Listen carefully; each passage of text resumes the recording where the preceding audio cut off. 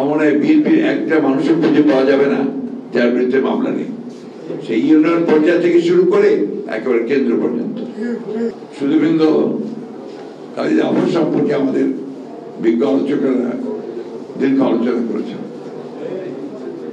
60-এর দশকে, 70-এর দশকে, তারপরে তার ভূমিকা যদি তিনি বেঁচে ছিলেন, তিনি অবশ্যই উল্লেখযোগ্য ভূমিকা পালন করেছেন বাংলাদেশের ইতিহাসে।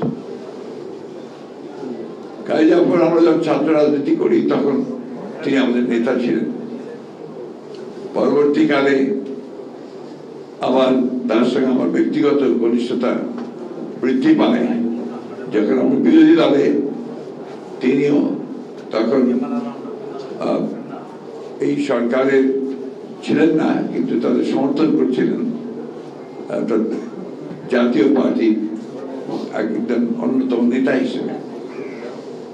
সেই সময় তাকে জাতীয় পার্টির থেকে এরশাদের মনে থেকে বেরিয়ে এসে আবার নতুন করে জনগণের সঙ্গে সম্পৃক্ত হয়ে আন্দোলনের নামার ব্যাপারে আমার তার সঙ্গে অনেক ঘনিষ্ঠতা ছিল।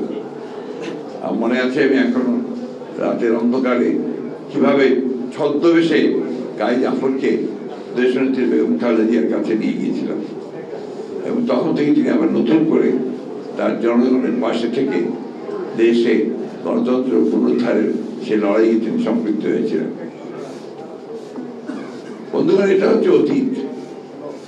আজকে আমাদের সামনে একটা সম্পূর্ণ নতুন একটা ভবিষ্যৎ এসেছে, একটা সময় এসেছে।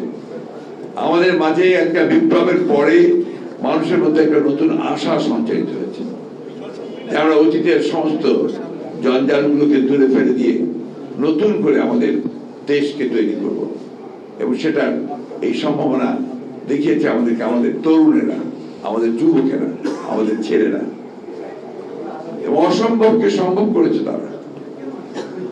আমরা 15 বছর ধরে যে লড়াই সংগ্রাম করেছি, এখানে আমরা সবাই আছি, আমরা সেই একই কারণে সংগ্রাম করেছিলাম, লড়াই করেছিলাম যে ভয়াবহ ফ্যাসিস্ট শক্তি বাংলাদেশের উপরে চেপে বসেছে, তাকে সরিয়ে সত্যিকার একটা গণতান্ত্রিক একটা রাষ্ট্র নির্মাণ করা, একটা কল্যাণমূলক রাষ্ট্র নির্মাণ করা, মানুষের বসবাসের জন্য একটা যোগ্য সমাজ নির্মাণ করা।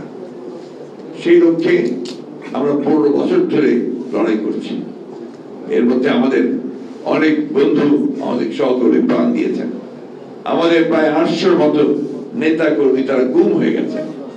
এর মধ্যে আমাদের এমপি ছিলেন ইলিয়াস আলী, সেলিম, পারভেজ সহ অনেক ছাত্র নেতা, যুব নেতা তারা ছিলেন। আমাদের প্রায় 2000-এর মতো নেতা কর্মীকে গুলি করে হত্যা করা হয়েছে। 1,45,000 মামলা করা হয়েছে আমাদের 60 লক্ষ মানুষের বিরুদ্ধে 15 বছরে।